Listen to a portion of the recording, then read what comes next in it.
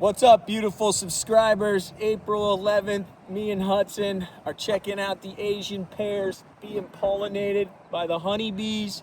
Asian pears are my favorite trees to grow because they're so reliable. They bloom hard, they fruit hard. Every single year you can rely on your Asian pears to fruit. Highly recommend for you new fruit tree growers.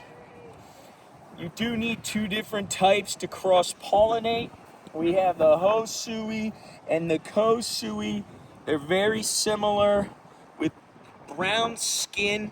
One's just smaller than the other. I don't remember. And then my favorite Asian pear is the Shinseki. It has green skin. It's definitely sweeter, more flavor. You can grow Asian pears in zones 5 through 9. Look how many flowers are on this. As every single year they bloom this hard, which is a lot different than my European pears.